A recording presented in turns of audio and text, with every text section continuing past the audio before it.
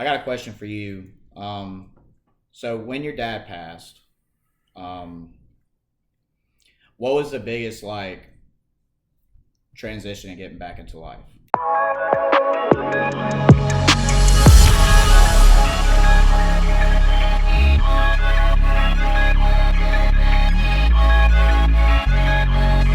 Considering everything that you've been through personally, do you see do you see you as far as you are right now in life? Or do you see yourself further? Or do you see yourself like not quite there? Or like are you comfortable where you are? Like So I don't remain comfortable yeah, where I'm at. I see myself as exactly where I need to be right now in this moment that's what's up. Yeah. because I can't say I'm at exactly where I am that I want to be in life because that's always advancing. Like I have all these aspirations Yeah. that I work my ass off to get to. I mean, I started off early on in the political process. 21 years old, long hair, beard at the Trump National Security Dinner. Did I ever think I'd run for politics? No, you got to be a fucking crazy man in this day and age to do so. Did I ever think I'd be doing a podcast? No, because I never fucking watched them. But life's thrown a bunch of these curveballs at me. And it's like, it's more like it's throwing a home run. Because I love politics. Yeah. I love fucking talking. Yeah. And I love every aspect of life that I'm living right now. I mean, dude, yeah, it's knocked me down hell of a lot. So like you're saying you're not, but like it sounds like you are comfortable where you are now, but you want to progress forward in a way. In a way, I mean, if like I'm understanding I it feel happy. I'm very happy. that's good. Yeah. As always. And then I don't want to say comfortable because every day You don't want to sit. every day that I wake up, yeah, I'm thinking about something different. Like, all right, To move what could I have forward. done better on this episode? What could Yeah. I have done better on the last episode? How am I going about my management style in terms of stopping, editing this, editing that? Yeah, you can always improve, yeah. and that's and I'm still improving with my business. You know what I mean? Like, I've come light years from whenever I started. Well, if you improve, so it's the same concept in business as it is in life. If you improve a little more each day in your life, Yeah. your life gets better. If you can find everything to improve on every day when it comes down to business aspects, Yeah. that's how you get better. Well, dude, you know Red Laurel, you know Reds, right? Oh, yeah. Oh, yeah. You know they change something every month. So they might get new rugs or repaint the tennis courts or new nets for the tennis courts. I don't know, change the water for the pool, a new weight equipment every month. So they do 12, I wouldn't say major new things, but like maintenance to pretty major new things. Like, yeah. and they're like the top 3 in the nation best health places, workout places, or the second. Oh, it's fucking incredible. But the man started in a room like your living room right here. Well, shout out to also my boy Stanley Laurel. Yeah. Owns Corner Bar. Yeah. Sir, I love you, my friend. You created a beauty. Yeah, no doubt. And so, but that goes back to, it's pretty incredible that if you improve a little bit in some aspect, they're not improving in one thing. They're improving in the whole facility just a little bit at each time. Eventually, it's going to come to a pretty good masterpiece. So same thing with you. If you change one thing, or not even change, improve. You don't have to change something. If you just improve It's something. improvement. If you improve something, you're getting better. And you're going to feel better. And, and that's awesome. So it sounds like you're pretty cool with how everything's flowing right now. You know what kicked it off? I did that. I was abstinent for 2 months. Oh yeah. I did that like that. I'm not afraid to talk. I did the no fap challenge, like semen retention. Yep. For 2 months, cause I felt like I could lift a fucking car by my I bet. I already have a lot of testosterone to begin with. Yeah, you had chest hair. Did it grow twice as much since then? Like, oh, bro. I mean, you should have did it before and after and measured your chest hair. it has natural curls right now. I hear you. They probably started curling after the challenge. It's shampooed and conditioned. There you go. Night.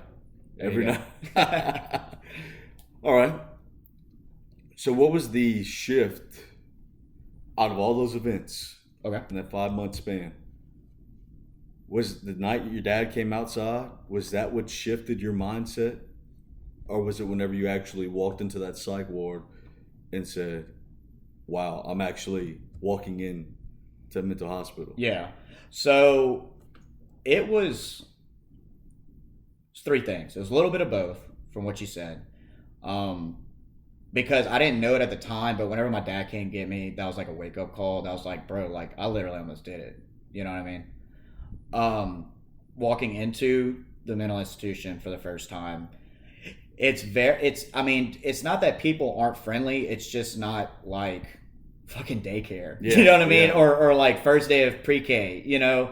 It's not like, oh, hey, welcome, you know, we get pills and shit out. Like, yeah, it was kind of eerie in a way, but you know, there's a lot of good in there, but you just got to go, you know. The first few steps is a little awkward, you know what I mean? And you know, getting in there, and once you get after, I think after the second day you kind of feel, because people talk to you, like people, because there's people that have been in there before and there's people that have been in there like the past few days, so they'll like, there's always that one or two person that'll introduce you to everybody. See, usually because I've been twice, so like, you know. And then I've also been to an alcohol treatment center, but we found out I wasn't an alcoholic, so you know. But it was the same thing. You walk in, it's kind of eerie, and you always have that one person introduce you. But the third thing that kind of swayed me, wait, what was the question again? I'm sorry. That swayed me to, Yeah, what swayed you to change your life? Change my lifestyle. Okay, so another thing was that happened. I was coming back from Stuttgart, Arkansas. This was October 2019. And this was the indefinite moment that started Cotten & Co. This was I mean, everything happened, or was happening at this time. But this was the moment that God had literally came to me and was like, do it. And then like left. He was like, just do it, bro. And then left. So what happened was, it was 120 miles from the border of Arkansas to Monroe. It's a long up and down hilly road, and I was listening to music, and I used to plumb. So like, it was hot as fuck. Whenever I used to plumb, I used to like run pipe in the ground, so it's super hot. You're always hunched over, you're always sweating the whole time. And I must have heard this song and thought it was cool and added it, but like, I don't remember adding this song. I don't remember adding anything. And I was leaning up against the window, and I asked God. I had gotten a call after 4 months. I went to a job fair, phone call. They said, we'll call you if you get the job. Well, they didn't call me the next week, so I blew them off. Well, they called me 4 months later. This is a week before I go to Stuttgart. They offered me this job. They said, or I think it was the day before, we'll get you a 14 and 14 job with Neighbors Drilling, 85,000 starting, the works. The perfect oil field job that I've been wanting for years, like my whole life. Like this was it. This was me getting my foot really into the door to go drill. And you know, I said, look, I need to call you back. I'll call you back. And I turned up my music. I asked God, I said, bro, like, what do I do, bro? Like, mom's sick, lost my job, girlfriend's gone, and my dog was dying. She didn't pass away yet, but she's, you know, dying. And so I'm riding, and I was like, dude, what do I do? And like, that was all I said. And I turned up the music, and it's by Stefan, Remember Myself by Stefan. And it was, I think it starts at like 110 to 120 seconds is what, and it's 10 seconds. It was exactly what I needed to hear. I pulled over, I hyperventilated. I was like, all right, dude, like, I can't believe God answered my prayer. Like he literally had just said exactly what I needed to hear. So I said, I'm going to start a clothing line.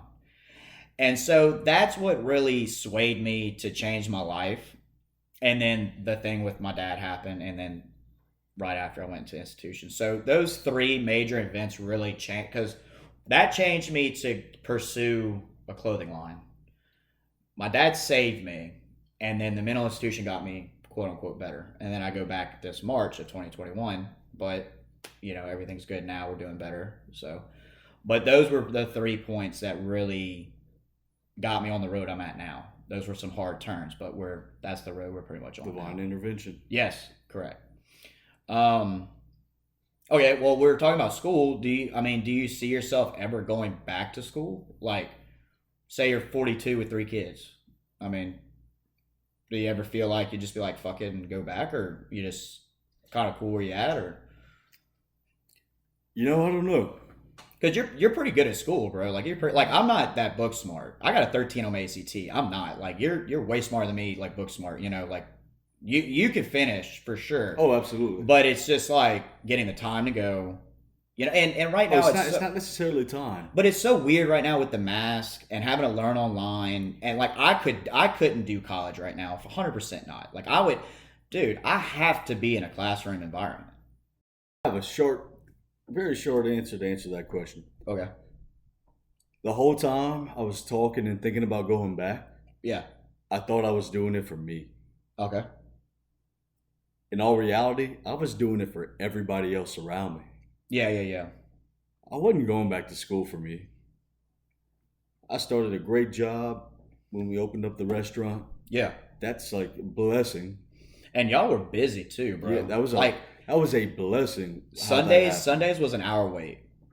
Like while y'all were open, Sundays was an hour wait. Like if you got there at 11, you're waiting an hour. Like y'all, I mean, dude, I loved the restaurant. Like I thought it was a great place to eat, great environment, great people, great servers. Like we'll be back. Drinks. Oh, 100%.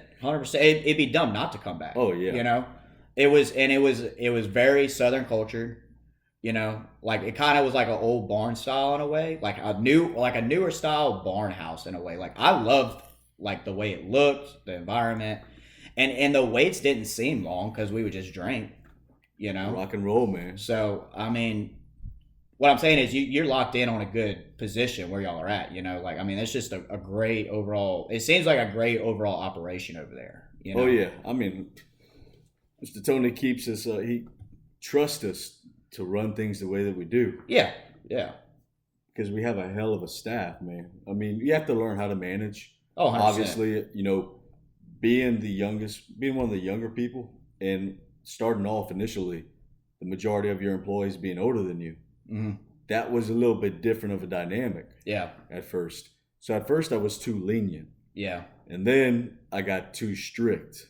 Yeah. Luckily, I found that balance. Yeah. And man, right now the staff that I have is probably, I love all the people that have worked for me. Mm-hmm. But this staff that I have right now, man, they're really something special. They're one. Yeah, they're Oh, one. yeah. But I mean, yeah, man, it's all about, there's nothing selfish about putting yourself first. No, there's not. Not at all. And that is what I've realized a lot. And that's hard with a lot of cultures, Like, I'll be the 5th generation to get a degree. Or I'm a 4th Army Navy person. Like 4th of my family do it. And it's because it kind of provides unnecessary pressure in your life that, not everybody needs. Now, some people need the nick in the butt to go do it, need the urge to go do it. But like, not everybody needs that like added stress. Like you go do your thing. Like our slogan is be different, be you. Like go do what makes you happy. Like just because your aunt, your mama, your daddy, everybody got a degree in your family, it doesn't mean you have to be a 4th year Notre Dame engineer or whatever. You know what I mean? If you get what I'm saying, like. Oh, absolutely. You see, me personally, be a first generation politician. There you go. And there's nothing wrong with that. And a lot of people ask me, they're like, man, so you gave up on politics after they heard the first episode of the show? And I'm like, if you believe in cancel culture and wokeness, you're a fucking pussy that lives in your mama's basement, that stays behind a keyboard because you've never stood up for anything in your life, because now you're just catering to the mob so you have people to align with. Yeah. So I call them fucking pansies and pussies, which you still are, by the way. A lot of people were like, man, so you giving up on politics? I said, no, why you ask that? I said, your show, man, it's a lot of balls to say what you say sometimes. I said, why the hell do you think I'm doing it too? Yeah. And then YouTube censored one of your episodes. New age of the Republican Party, baby. And I'm on the front line of it. Yeah. Front fucking line. And I get a lot of hate messages, dude. Well, I got another question for you. So what are you gonna? Well, it's a two-part question. What are you gonna run for, and when do you plan on running? So right now, our team's goal is Congress, Okay. and so coming up about 4 years is realistically Is whenever shit's gonna hit the fan in a good way. Yeah. So I mean, basically, what it comes down to is, will Clay go to the Senate? Yeah.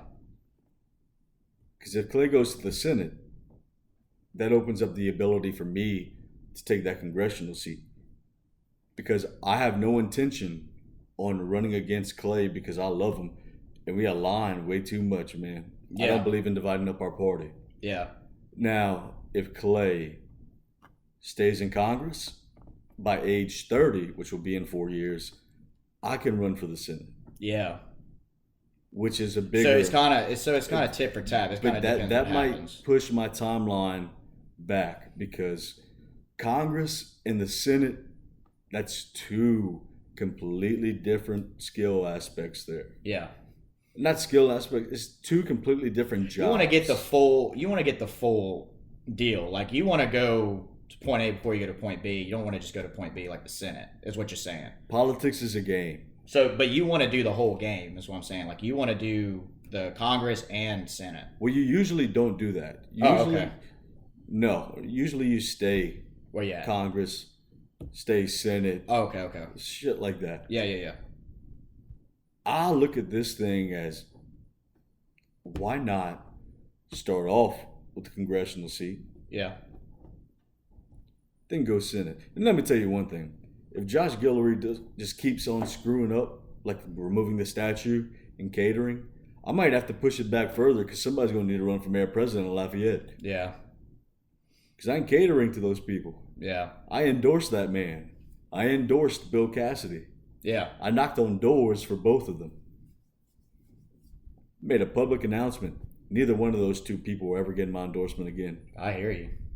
And if nobody's going to run against Josh, hell. Dude, I didn't even notice the statue was taken up. I forgot about that, honestly. They Yep. did. That was like 2 weeks ago, huh? I'd say 2-3 weeks. Yeah, it was recent. Yeah, I forgot about that. Oh, yeah. Look, nobody needs to cater. The way I look at it, somebody in our generation has to step up.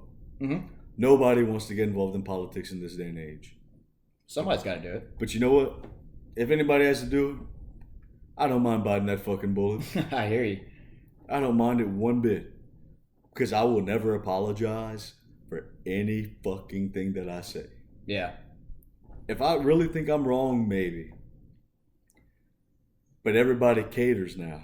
Yeah. They don't realize this show was made because young conservatives, the Republicans, they didn't have a voice. Well, there's a narrative. Like, there's you a don't have to worry about what you say. Yeah, because there's a if you're a Republican, you say something bad, your job is at stake compared to if you're a liberal. Yeah. That's considered free speech. Double no, standard. It's a double standard. And I agree with you, you know, and that's why I'm happy to be on here, you know. And I already told you, I'm not a huge political guy, but like I'm happy where I'm at, you know. My buddy told me, you know, I'm not liberal really or Republican. You know, I'm kind of like, I'm not independent either, but I'm definitely more Republican than I am liberal because I do the research.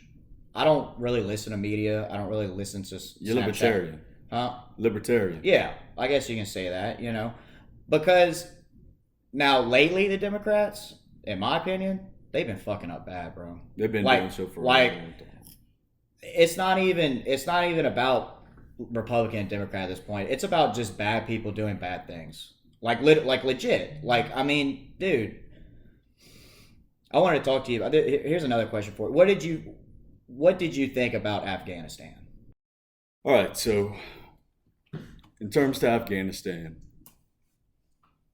I'm on the record agreeing that we needed to pull troops out of there because we have spent over 20 years training their army about our ways and how to be better soldiers. All right, 20 years we've spent there. If by now they can't take the training we've given them and utilize it, They ain't gonna learn. they have 300,000 Afghanistan soldiers, 75,000 Taliban. Every single report that I've listened to or read says the soldiers were running down the street trying to get people who were trying to flee to let them in their car. They ran from them. Yeah. Now, do I believe that there was a different way to go about it? Yeah. Yes. So Trump, I read yesterday, Trump had a plan. He did. In place, and the Biden administration just completely shut it down. Like, I don't know if they destroyed the paper, but they like literally just obliviously ignored everything that he said. Every single part of the plan. And who's to say that Trump's plan would have worked? Now, I'm not saying it was better or worse, but at the same time, why not take into consideration from somebody else? Here's my thing. Like, the Biden campaign, the Biden administration is saying that they were in talks with the Taliban to allow Americans safe passage to get out, or any Westerners to get out and go through the airport, Kabul. You mean to tell me this administration strikes fear into the Taliban? No. Mike Pompeo, Trump's Secretary of State, he had conversations with the Taliban. Now they say the Taliban's more politically advised now. Like they had their they said they had their spokesperson have a press conference yesterday, and they had one of the younger journalists say, "Well, how are we going to forgive you for what you did to us?" Yeah. And this and that. I said, "Look here, Mike Pompeo and Trump told the Taliban, if you do not allow U.S. citizens living there to come freely back home, you will be met with the fires of hell." Yeah. The Biden administration is just going to take the Taliban's word for it. All right, so here's their strategy. All right, every American citizen who's listening to this that's in Kabul, just walk down the street in Afghanistan to the airport, and the Taliban's going to allow you to get through. No, not at all. That's their plan right now. Not at all. Like, the Taliban, they really aren't good people. You know what I mean? Like, people don't understand how bad of people these guys are. They're worse than gangs. I mean, this is like a vicious army. And they're abducting women. Women that can't show their face. Yeah. Well, the one thing, they were sitting on top of the Hummer screaming death to America, and then the CNN woman goes, yeah, but they seem really nice. Like, okay, like, I get what you're trying to do, but like, these people aren't fucking around, bro. Like, these people mean harm. And obviously the Afghans can't defend themselves. Like you said, they're running. But I don't want to say it's too late, man, to sound hopeless, but I mean, dude, like, they've taken over the freaking country, bro. Like, how are we supposed to get people out with the country by August overrun? 31st? Yeah, with it overrun. What, they're gonna let us just fly up in there apparently so. So, like, in my mind, they're thinking that we're just gonna fly over there with a big plane, with the biggest plane we got, and just, hey, y'all just line up and y'all just come get back on the plane. We're gonna go back to the U.S. now. Like, no, they're hostages now. Like, these people are not ever they're gonna be tortured. They're gonna probably think these people have information. They torture them in the street. Yeah, but they're gonna probably think that these people have like legitimate information to like infiltrate America, and these are probably just like accountants and shit. Like, these are probably just like normal people who don't know nothing about nothing. Here's my thing: we don't even know the amount of American citizens trapped there right now. It's about 10,000. They said 10 to 40,000. Oh, well, Jesus Christ! But the Biden's plan is to completely be out of there by August 31st.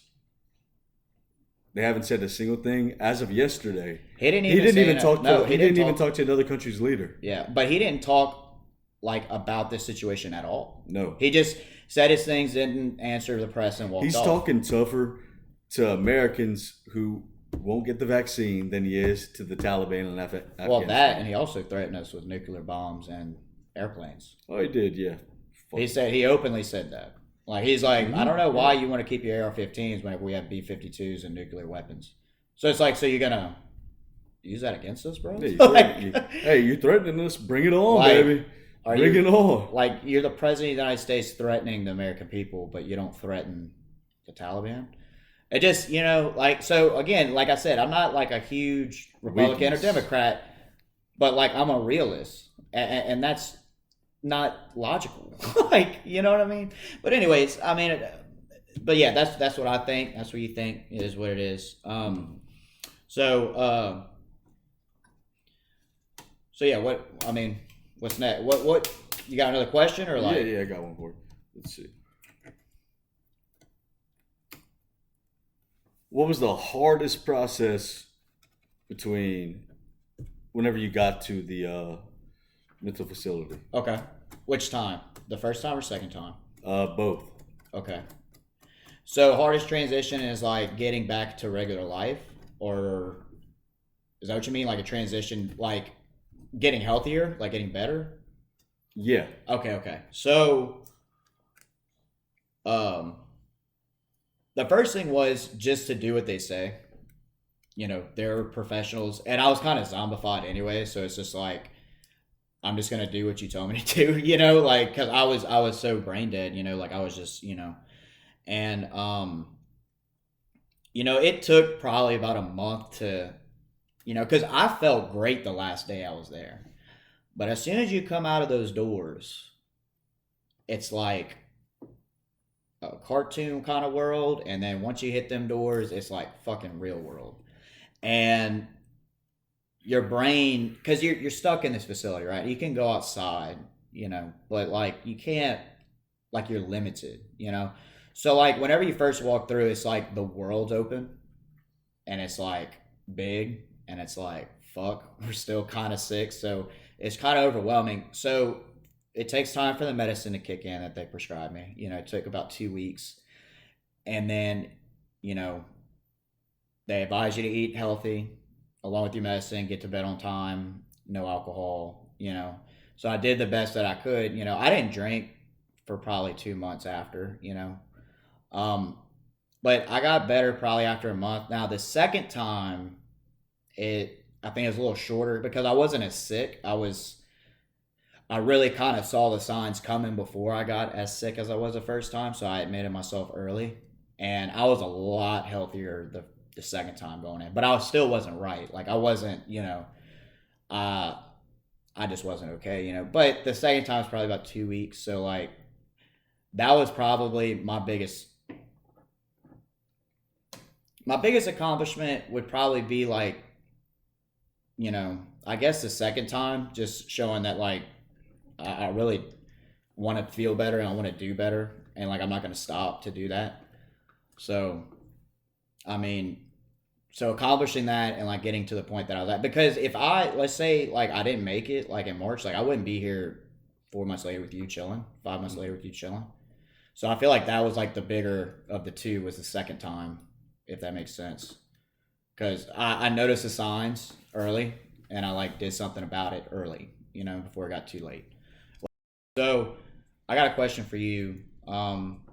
So when your dad passed, um, what was the biggest like transition in getting back into life for you? Was it hard to go back to school, or because everybody handles something like that different? It's horrible, but we all know people who have been through struggles like that, and from what I get from it is different aspects of life. Some people do better and some people do worse. So like for you, like what was like I guess your biggest challenge to like find your norm again?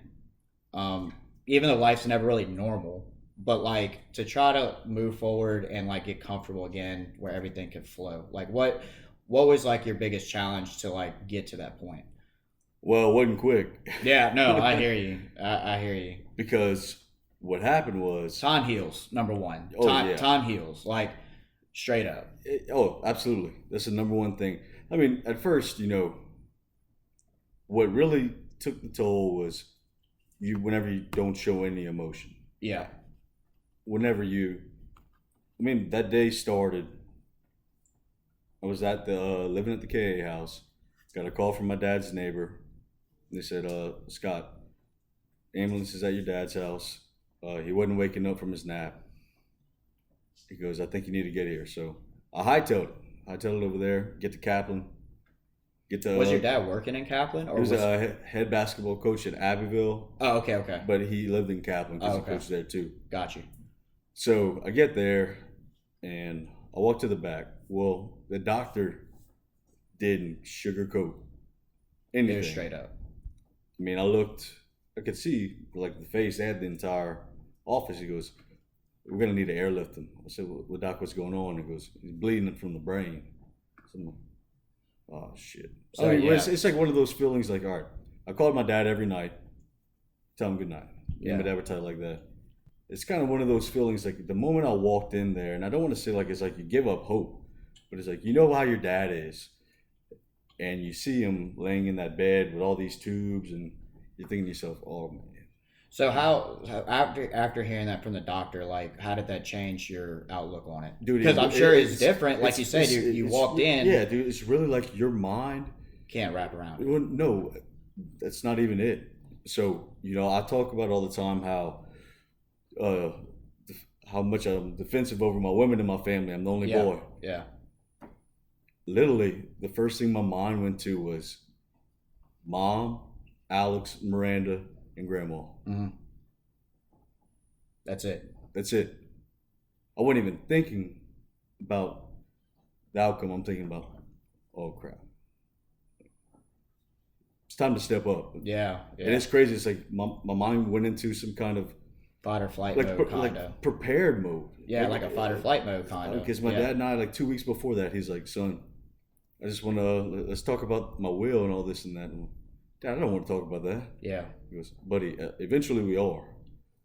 Well, we had conversations sometimes about it, man, but I didn't want to talk about that, ever. You think you're just going to start breaking down right there. No, man, literally my mind went into that mode where, all right, what's most important right now? Yeah. Both my sisters are out of town.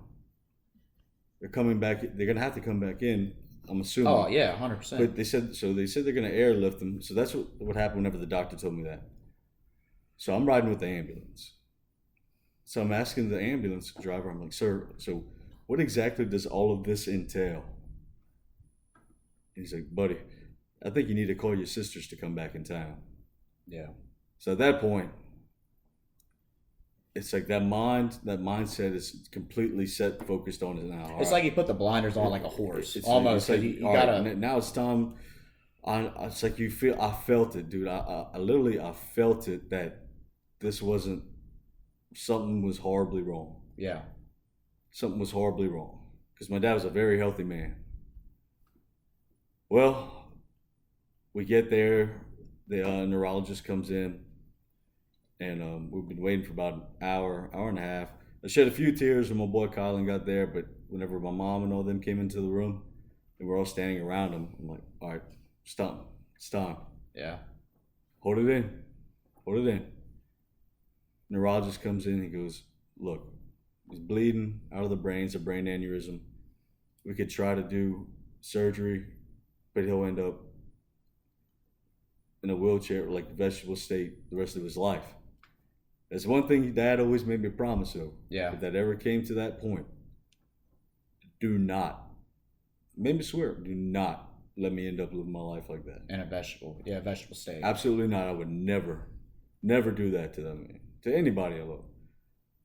So when you get into that state of mind, what really started to like be hard to keep it in was all 5 of my best friends, my childhood best friends, came and stayed at that hospital with me for 2 days. Mm-hmm.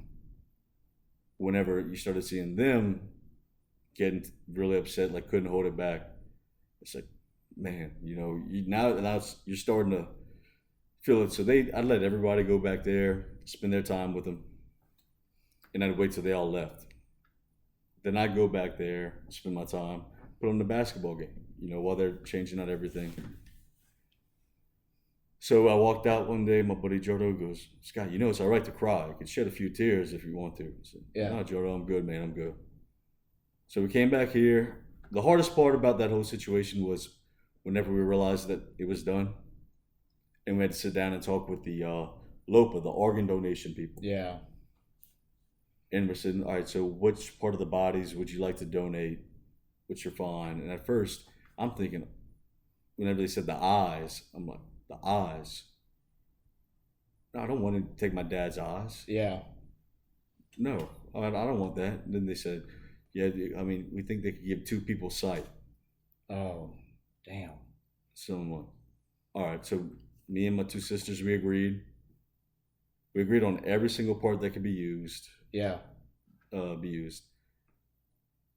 So what I did that was the worst thing was after that happened, I secluded myself, Yeah. Mhm. And drowned myself how in a old were you? bottle. 21. 21. Yeah, that's a tough age. Yeah, I mean, for like life, yeah, and for that yeah, to happen at that age, that's rough. You know. yeah. I mean, it was difficult, man, and I didn't do myself any justice by secluding myself at Yeah. a fraternity house. My pledge brothers, all my fraternity brothers, they tried to come knock on the door Because you were and get living me there out. by yourself, right? Yeah, That's a yeah, big ass house. yeah, I mean, that's yeah. but that's good. All You that had vacant your space. fraternity brothers that wanted it. I mean, I It get happened where during the you were. summer too. So yeah, Yeah. So like, really, nobody's there anyways. yeah. But that showed, you know, fraternity brothers. You got some guys that are just like your freaking brothers. Oh, You know what I dude. mean? And like you got some fraternity brothers that are like whatever. I was never in a frat, but like Mhm. from what I gathered, I mean, there's the old saying, there's a joke, you paid for your friends or whatever. But like if you from the outside looking in, like on a serious note, like that's some of like your freaking boys. Like I I could have, call those motherfuckers. You will never become tighter with a bigger group of guys. You never become closer with a bigger group of guys than you will whenever you pledge and yeah. whenever you go into a fraternity. And what I'm what I'm getting at is for them to come out of their way to come check on you, to come Oh check at yeah. the house, that shows more than a fraternity. That shows more than friendship. That really shows like a brotherhood, Oh, that's exactly what it because is. some people, it's not that they're not your friends, whatever, but like some people don't feel comfortable enough to like go do that. And so like for somebody to be like, fuck it, like I just want, like, is he all right? Like straight up, is he good? And go knock on the door, like that shows like admirability to like really care for you. You Even know what I older mean? alumni, dude. Even older alumni Yeah, were coming yeah, to the house. And let me tell you something. Even if it was one guy that I'd never got along with, we never saw eye to eye in the chapter, that guy was coming to the door too. damn, man. I mean, dude, yeah, I mean, look, I have my 5 best friends I've grew up with my Yeah, entire life. Those guys are among that group. yeah, All of them. yeah, All of them. So, I mean, doing that, was a horrible thing to do by just secluding yourself because all you're doing whenever you're drowning yourself in that whiskey is you're delaying it. yeah. You're delaying it. Because whenever you sober up, you feel like shit. Yes. Like, and so then you drink more, and then you drink more. Like, because I was doing that we're not gonna get into it, maybe another episode, but Yeah. there was a time that I was actually around that age. I was doing the same thing, and let me tell you, folks, it's not. It's a never-ending battle. Like you gotta drink more, and you drink Mhm. more, and then it's like it goes quicker, and then you're not as drunk as long, and like you're not. It's not that you're not happy, but like you're just trying to like not stay like in the real world for a little while, and like it's a never-ending cycle, You want to talk about divine intervention, man. Yeah, So, I mean, I had just like really one bad night. It'd been by now, it had probably been about 2-3 months. yeah, And I didn't go to a single class whatsoever. That whole semester I had a 0.0 GPA. damn. Didn't go to a single fucking class. Were you working, or like Yeah. I mean, eventually I went back to behind the bar, yeah, but I mean, they gave me time, and they said you sure you don't need more time. I was just saying, you know what, I'm gonna come back. yeah. I mean, I could put on that face. I mean, hell, I could drink. See, I like to hear your experience because I worked with a guy one time. He lost his son, so it was kind of opposite. He was an older gentleman. He was probably like 63 or so, and he came back to work in 3 days. Some people are just so different. That's why I wanted to hear your story, like Mhm. what it happened to, because people handle something like that so differently. There's never any identical story with something like that tragic happens. Yeah. So, and the same thing with manager. I was right there. My manager asked him, he goes, bro, if you need more time, like, hmm he goes, nope, I need to be here. It's like you either want to have people around you, or Or you you just don't. want the exact You opposite. want a black room By yourself. and Yeah. yeah, And I mean, what really was the turning point was I had a dream one night, dude, and I remember I just had a really horrible night with it. So is this where things turn good? Yes, This was like a good turning point. This is whenever things were like, holy shit. Like So a freaking 180. it's like crazy. we're good. It's crazy. So that day, I got a letter in the mail, the corneas, the eye parts that we decided to donate, yeah. gave 2 people sight. So the surgery was successful. 2 people gained sight from That's his organs. freaking awesome. And then, so that night I'm reading this, I'm like, oh crap. So, all right. Well, I'll go to sleep early that night. And I'm having a dream. And it's like one of those lucid dreams, except it's not a dream anymore. It's like you're feeling something so real. It's like an outer body experience in a way. Yes. Yeah. Completely crazy. I'm sitting down on a bench. It's like slouched over. My dad came walking up and he sat down. And dude, it felt so fucking real. He said, "It's gonna be all right, buddy. I promise." Dude, I woke up. And that was a dream? That was it? Like, well, no, he said it's gonna be all right, buddy. Yeah. And then you just like woke up in relief. I just sat up. Yeah, yeah. And I was like, oh, bro, I was bawling. Yeah. What the fuck? I'm like, you know, you're happy, but you're pissed because it just ended. It just ended, yeah. So it was just like, yeah. But the good thing is though, you know, you have that closure in a way, like not like closure, but you know, you have like a sense of relief. Like finally, you know, you're like, you know. Yeah, I mean, that was one of the starters. Right, that was the main thing right there, absolutely. Because the next day, my boy Cody Howe, one of my pledge brothers, we were sitting outside, and I was telling him this, dude, and I was just bawling. Cody's sitting there, dude. Me and him sitting next to each other, brother, and he's just sitting there, get some tears rolling down too. I don't do that. Yeah. I don't tell people how I feel about a lot of things. Yeah. That's different for somebody to sit there with me and just actually hear and like kind of have a sense of understanding because of something maybe they went through too, or like an experience that helped them get better. Whenever you can connect with somebody on that level, it's like, man, yeah, absolutely, it's crazy. Well, the final thing that did it for me was we got a letter from the final organ recipient, a lady who had been horseback riding in Oregon, and the horse flipped back over and crushed her aortic artery. Mm. Well, they had to airlift her to the hospital. Yeah. And she wrote our family a letter. It's anonymous. Yeah. She goes, "Dear donor family," and she told us her story, and she goes, "Because of your loved one's organ, I was able to gain my life back." Wow. And I was sitting there, at that point, all I could do was smile. Yeah, absolutely. Because what I woke up to and realized is that all my friends and family, they're trying to get me to go do stuff, trying to get me to do this, trying to get me to do that. They're doing their best. I'm putting them off. Yeah. Because now I'm being selfish. All right. Well, it's not that. You gotta go. You gotta go whenever you're ready. No, but at some point, selfish is selfish. At some point. Yeah. I mean, 5 months. Yeah. I mean, that's still fresh to this day, dude. It hurts. It still hurts. Yeah. Every single day. It's not a day that goes by. Yeah. that I don't think about that day. But it becomes selfish in the sense to where, why are you pushing away the ones that love you? Yeah, that want you to join, that want you to be involved. Yeah, they're trying to do all this for you.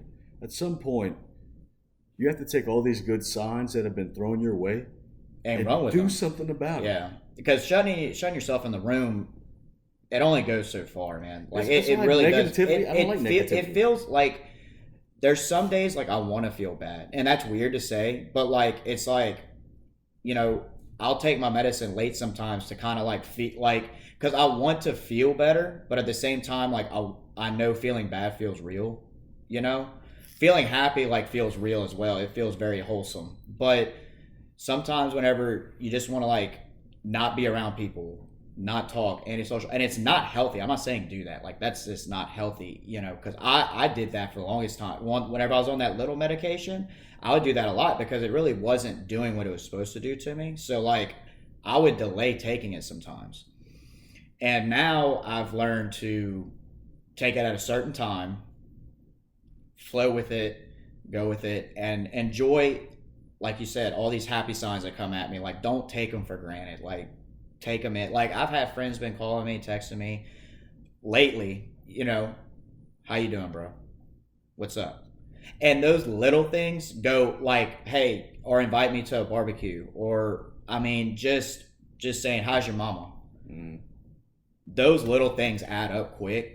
100%. You know, and like you said, if you don't take them into stride and like don't cherish that, then you kind of miss out on it. You know, Absolutely. Absolutely. You have to realize at the end of the day, life will literally do everything it can to knock you on your fucking ass. that's what it's supposed to do. Like Every life, fucking time. like life is just, you know, it's supposed to be rough, man. It's not supposed to be easy. You have to go through hell before you can get to heaven. Yeah, it's not supposed to be an easy deal. No, not at all. And once you realize that there's something inside of all of us, which is why my big thing, is the paradigm shift. Whenever you think about that, you think about that memory that makes you pissed off. Yeah. What happens if you take that memory, think about it, and say, you know what, maybe it's not that much of a big deal, and you try to make it out not to be a big deal? What happens? Your body gets uncomfortable. Your body says, oh wait, I thought we're pissed off about this emotion right here. Yeah. This memory, we feel comfortable being pissed off about it. You go into that mindset of, all right, this ain't going to piss me off anymore. You go into that mindset. Your body gets uncomfortable, and it takes time to practice. But you start doing that with every little thing that happens in your life. Yeah. Every little moment. You could be OCD. You could be depressed. You could be very anxious. But going through your memories that made you feel the emotions. Yeah, that made you feel like that type of way. Yeah. You can I've been doing all that, but you can flip that switch and say, you know what? Not today. Yeah. That ain't happening today. Yeah. But it's also good to sort them through and like go through the emotions, you know what I mean? But like don't let it like consume you. But you know, like why does it make you feel mad? And then like figure it out and then just like, all right, we'll throw it out the back. You know, like go through the emotions and like get it out. Cause like I call it like rocks in your pocket. You know, so like you don't want to like hold on to emotion. You kind of want to like go through it and like get it out of your way to where you can move forward, if that makes sense. So like I've been doing therapy for 6 years personally, or maybe more, 2014, however long that's been, 7 years. So like what I was taught was to, like you said, like figure out what emotions like trigger you, that make you feel uncomfortable. Like what you said, the paradigm shift. But like as you feel it, it's uncomfortable to feel a certain way towards it if that's not how you originally felt towards it.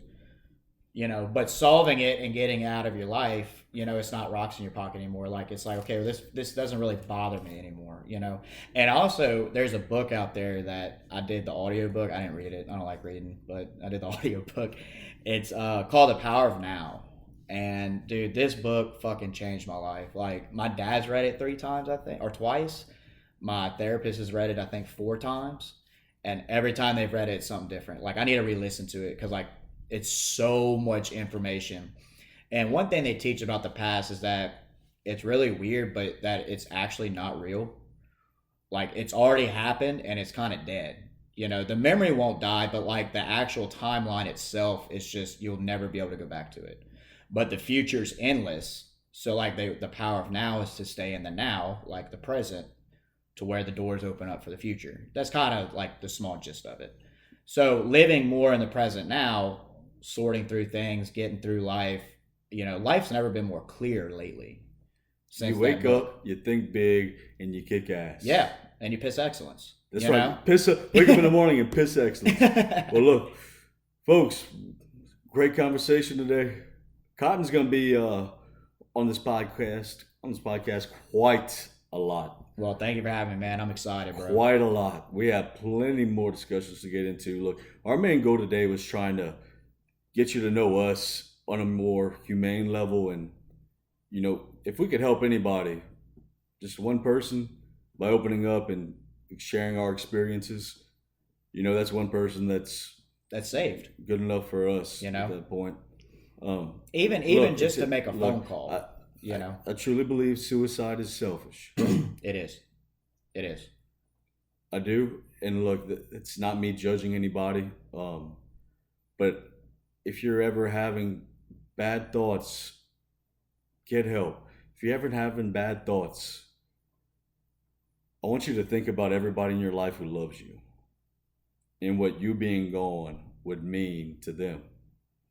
Because people who have gone through traumatic events never want anybody to feel that type of way. And to add to that, it's weird. I saw a meme the other day. It said, think about the people that you met in the bathroom at the bar. You know, and that's weird, but at the same time, it's like, dude, how many times have you laughed at just random shit at like a bar? Like, and like Every you may, fucking and I time. don't remember the guy's name, but like they were like, you know, they might remember your name. Oh yeah. So like, if I took my life, I might have made an impact just by cracking a joke to this one person at a location, rather it be Walmart or bar. So like, you don't know whose life you I mean, dude, I could crack a joke and somebody behind me heard it and they never even saw my face, but they'll always remember that joke or something. Mm-hmm. So like you said, obviously your loved ones, obviously your friends, but there's people out there that you have impacted that you don't know that you The impacted. butterfly effect. It's real. And like you just don't know like how like we talked about, love is contagious. Smiling at somebody can lead to somebody holding open the door, can lead to somebody letting somebody into traffic, help an old lady lift a mattress in the back of a truck or something. Groceries, helping a pregnant lady with groceries. Love is contagious. Yep. And that's where we're coming from, and that's what we're really trying to do. So if we're going to put some numbers down to reach some medical professionals, if anybody, it's confidential. Nobody's got to know. But the biggest thing is that we asked is that you reach out to friends and family first so that you have some support so you don't do it by yourself. Yeah. So 100%. But well, look, we're always here. This is going to be an ongoing conversation. Yeah, we'll sway away from politics every now and then because this kind of thing, these are important topics. And don't worry. As always, we end on a positive note. So, Cotten, why are there no knock-knock jokes about America? Oh, shit, I don't know. Because freedom fucking rings. This is Un-Woken, guns, opposition, and profanity, baby. We love you, and we'll see you next week.